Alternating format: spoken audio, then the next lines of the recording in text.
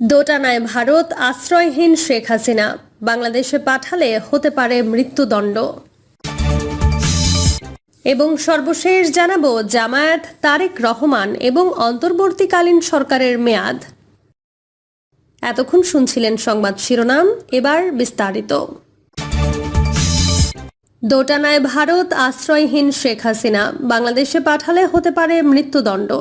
শেখ হাসিনার সবচেয়ে কাছের বন্ধু ভারতের প্রধানমন্ত্রী নরেন্দ্র মোদী এখন তাকে আশ্রয় দিতে ভরসা পাচ্ছেন না। অথচ শেখ হাসিনা তার নিজের গদি টিকিয়ে রাখার স্বার্থে ভারতের কাছে দেশকে বিকিয়ে দিতে সামান্যতম দ্বিধাও করেননি। বাংলাদেশের পররাষ্ট্রমন্ত্রী ডক্টর এ.কে. মোমেন একসময় বলেছিলেন, ভারতের সাথে আমাদের স্বামী স্ত্রীর মতো সম্পর্ক। দুদেশের সম্পর্কের গভীরতা বোঝাতে তিনি সম্ভবত এই মন্তব্য করেছিলেন। কিন্তু আমরা দেখতে পাচ্ছি পরিবর্তিত পরিস্থিতিতে সম্পর্কের এই গভীরতা কোনো কাজে আসেনি। বাংলাদেশের বর্তমান পরিস্থিতিতে হাসিনার বন্ধুত্ব নাকি কূটনৈতিক বন্ধুত্ব, কোনটা রাখবে এজন্য দোটানায় ভারত। কারণ বিক্ষোভ দমনে বহু মানুষের মৃত্যু হয়েছে। এছাড়াও ভোটাধিকার ও বাক স্বাধীনতা হরণ, মানবাধিকার লঙ্ঘন, দুর্নীতি ও অর্থ পাচার, রাষ্ট্রীয় প্রতিষ্ঠানগুলোকে ধ্বংস করা, ঋণের নামে ব্যাংক লুটের সুযোগ দেওয়ার সহ অসংখ্য অভিযোগ শেখ হাসিনার বিরুদ্ধে। মাথার ওপর খাড়ার ঘায়ের মতো ঝুলে আছে পিলখানা হত্যাকাণ্ড, শাপলা চত্বর হত্যাকাণ্ড ইত্যাদি। 16 জুলাই আন্দোলন চলাকালে পুলিশের গুলিতে মারা যায় রংপুর বেগম রোকেয়া বিশ্ববিদ্যালয়ের ইংরেজি বিভাগের ছাত্র আবু সাইদ। সরকারের বর্বর দমন পীড়নের প্রতিবাদে নানা ধাপে প্রায় 400 মানুষের প্রাণহানি ঘটে। এর জেরে হাসিনার বিরুদ্ধে গণহত্যার মামলা করতে পারে, ফলশ্রুতিতে তার মৃত্যুদণ্ড হতে পারে। যে জন্য তাকে রাজনৈতিক আশ্রয় দিলে কূটনৈতিক প্রক্রিয়ায় বাংলাদেশের নতুন সরকার শেখ হাসিনাকে ফেরত চাইবে। উল্লেখ্য, ইতোমধ্যেই বৈষম্য বিরোধী ছাত্র আন্দোলনের নেতৃবৃন্দ দেশত্যাগী হাসিনার বিরুদ্ধে আইনি পদক্ষেপের দাবিও জানিয়ে দিয়েছে। সেক্ষেত্রে হাসিনার বিষয়ে ভারতের অবস্থান হবে শ্যাম রাখি না কুল রাখি। ফলে নয়াদিল্লিতে হাসিনা আদৌ থাকতে পারবেন কিনা তা নিয়েও ঘোরতর সন্দেহ রয়েছে। হাসিনাকে ভারতে আশ্রয় না দেওয়ার পক্ষে আরও যুক্তি রয়েছে। তা হলো পরিকাঠামো এবং অন্যান্য ক্ষেত্রে প্রচুর ভারতীয় বিনিয়োগ রয়েছে বাংলাদেশে। যে সরকারি ক্ষমতায় আসুক বা যারাই দেশ চালাক, ভারতকে নিজের স্বার্থে তাদের সঙ্গে সুসম্পর্ক বজায় রেখে চলতে হবে। এক্ষেত্রে হাসিনার জন্য কোনোভাবেই যেন কোনো প্রতিবন্ধকতা সৃষ্টি না হয়, সেটাও মাথায় রাখতে হচ্ছে মোদিকে। জামায়াত, তারেক রহমান এবং অন্তর্বর্তীকালীন সরকারের মেয়াদ। বাংলাদেশে আওয়ামী লীগ সরকারের পতনের পর এতদিন সরকার বিরোধী আন্দোলন করে আসা দলগুলো এখন নতুন পরিস্থিতির মুখোমুখি। নেতাকর্মীরা একে বর্ণনা করেছেন সুসময় হিসেবে। মামলার ভয় নেই, কর্মসূচিতে আইন শৃঙ্খলা রক্ষাকারী বাহিনীর বাধা নেই, গ্রেফতার হওয়ার ঝুঁকি নেই। ফলে দলগুলো এখন নতুন উদ্যমে রাজনীতির মাঠে নেমেছে। বিএনপি চেষ্টা করছে দেশব্যাপী দল গুছিয়ে নির্বাচনের জন্য নেতাকর্মীদের প্রস্তুত করতে। ইতোমধ্যে স্থায়ী কমিটিতে নতুন মুখ হিসেবে স্থান পেয়েছেন দলের vice chairman major Hafiz Uddin Ahmed এবং অধ্যাপক ডক্টর এ.জেড.এম. জাহিদ হোসেন। অন্যদিকে জামায়াত চেষ্টা করছে ছাত্র আন্দোলনে আহত নিহতদের পাশে দাঁড়ানোর মতো কর্মসূচি দিয়ে জনসম্পৃক্ততা বাড়াতে। একই সঙ্গে অন্তর্বর্তীকালীন সরকার এবং নির্বাচন নিয়েও নিজস্ব মতামত আছে দলগুলোর। এক্ষেত্রে রাষ্ট্র সংস্কার এবং নির্বাচনের প্রস্তুতির জন্য অন্তর্বর্তীকালীন সরকারকে বিএনপি ও জামায়াতে ইসলামী যৌক্তিক সময় দেওয়ার কথা বলছে। তবে গণতন্ত্র মঞ্চের অন্যতম শীর্ষ নেতা ও বিপ্লবী ওয়ার্কার্স পার্টির সাধারণ সম্পাদক সাইফুল হক বলেছেন, অন্তর্বর্তীকালীন সরকার কতদিনে কি কি সংস্কার করবে তার একটা রূপরেখা খুব দ্রুতই দেওয়া উচিত। কিন্তু রাজনৈতিক দলগুলো সরকারের কাছে আসলে কি চায়? নির্বাচনের জন্য দলকে তৈরি করতে চায় বিএনপি। আওয়ামী লীগ সরকারের পতনের পর ঢাকার রাজপথে প্রথম বড় ধরনের যে শোডাউন হয় সেটা করে বিএনপি। সরকার পতনের একদিন পর নয়াপল্টনে মহাসমাবেশে অংশ নেন দলটির হাজার হাজার নেতাকর্মী। তবে এরপরে আর বড় কোনো কর্মসূচিতে যায়নি দলটি, বরং অঙ্গ সংগঠনগুলোর বিভিন্ন অনুষ্ঠান, দলটির প্রতিষ্ঠাতা জিয়াউর রহমানের মাজারের নেতাকর্মীদের ফুল দিয়ে শ্রদ্ধা জানানো এবং আন্দোলনে আহত নিহতদের দেখতে যাওয়ার মতো রুটিন কার্যক্রমের মধ্যেই সীমাবদ্ধ দেখা গেছে বিএনপির রাজনৈতিক কার্যক্রম। এর মধ্যে স্থায়ী কমিটি সহ বিভিন্ন কমিটিতে কিছু রদবদল হয়েছে। দলটির কারাবন্দী বহু নেতা কারামুক্ত হয়েছেন এবং হচ্ছেন।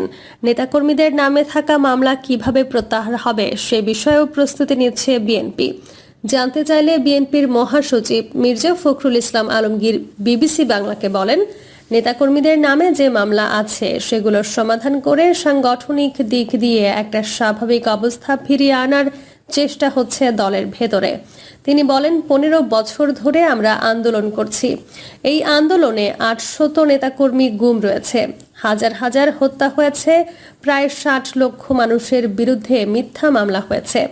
আমাদের চেয়ারপারসনকে মিথ্যা মামলায় সাজা দেওয়া হয়েছিল। আমাদের ভারপ্রাপ্ত চেয়ারম্যান এখনো দেশের বাইরে।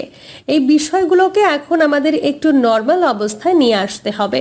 সেই লক্ষ্যে আমরা কাজ করছি। দলের ভারপ্রাপ্ত চেয়ারম্যান তারেক রহমানের মামলাগুলো আইনিভাবে মোকাবেলা করেই আমরা তাকে ফেরাতে পারবো বলে আশাবাদী। মিস্টার আলমগীর বলছেন, তাদের লক্ষ্য এখন আগামী নির্বাচনের জন্য প্রস্তুত হওয়া। আমাদের নিজেদের দলকে আগামী নির্বাচনের জন্য যেন আমরা জনগণের সমর্থন নিতে পারি, সেই লক্ষ্যে সংগঠনকে সেভাবে তৈরি করা, এটা এখন আমাদের বড় কাজ। সেটা আমরা শুরু করেছি। গায়েবী মামলা সহ যেসব মামলা আছে সেগুলো আইনগতভাবে প্রত্যাহারে আলাদা দল করে দেয়া হয়েছে, তারা কাজ করছে। 3 মাসের মধ্যে নির্বাচনের দাবি থেকে সরে আসার কারণ, বিএনপির পক্ষ থেকে শুরুতে 3 মাসের মধ্যে নির্বাচনের দাবি করা হলেও এখন আর নির্দিষ্ট কোনো সময়সীমার কথা বলছে না দলটি, বরং অন্তর্বর্তী সরকারের করণীয় কি হবে সে বিষয়ে বক্তব্য তুলে ধরা হচ্ছে দলটির পক্ষ থেকে। এক্ষেত্রে কয়েকটি বিষয় সামনে আনছে বিএনপি। 1. নির্বাচন কমিশন পুনর্গঠন। 2. প্রশাসন ও পুলিশ বাহিনীর সংস্কার। 3.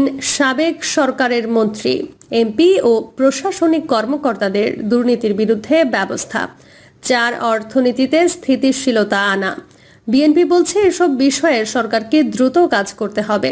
মহাসচিব মির্জা ফখরুল ইসলাম আলমগীর বলছেন, আমরা প্রথমে বলেছিলাম 3 মাসের মধ্যে নির্বাচন হবে, কিন্তু পরে যখন আমরা বাস্তবতা লক্ষ্য করেছি যে 3 মাসে সম্ভব নয়, তাদেরকে অবশ্যই কিছু সময় দেয়া দরকার।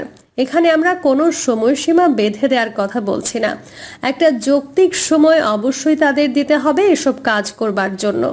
অন্তর্বর্তীকালীন সরকারকে যৌক্তিক সময় দিয়ে এই সময়ের মধ্যে দলের পুনর্গঠন, মামলা প্রত্যাহার এবং বিশেষত দলটির ভারপ্রাপ্ত চেয়ারম্যান তারেক রহমানের দেশে ফিরে আসার পথ পরিষ্কার করতে চায় বিএনপি। নিষেধাজ্ঞা নিয়ে কি করছে জামায়াত? বিএনপি বিভিন্ন কর্মসূচি নিয়ে রাজপথে সক্রিয় আছে, কিন্তু আরেকটি বড় দল জামায়াত পুরোপুরি নজর দিয়েছে তাদের ভাষায় জনসংযোগের ওপর।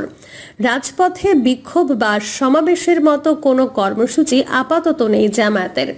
দলটির কার্যক্রমে এখন 3 ধরনের তৎপরতা দেখা যাচ্ছে। 1. ছাত্র আন্দোলনে আহত নিহতদের আর্থিক সহায়তা।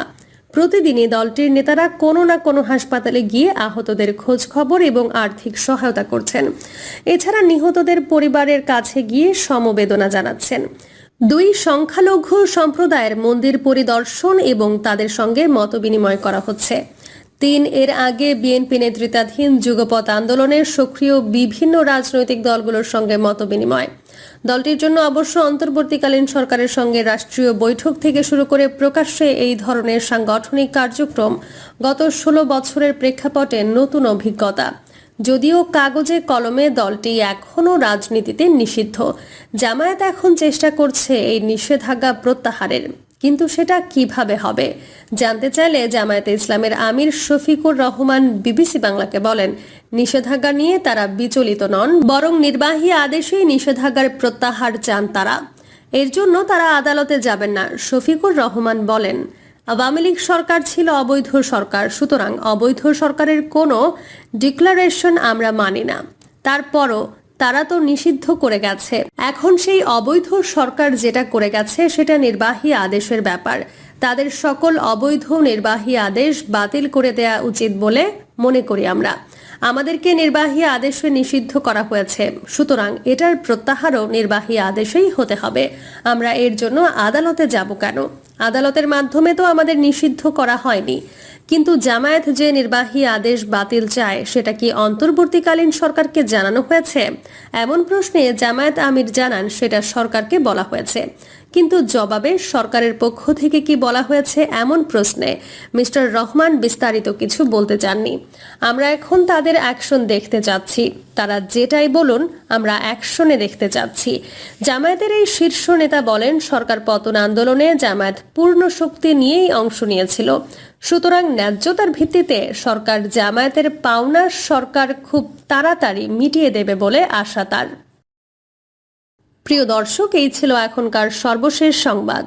আপডেট সব সংবাদ পেতে চ্যানেলটি সাবস্ক্রাইব করে বেল আইকনটি ক্লিক করে রাখুন।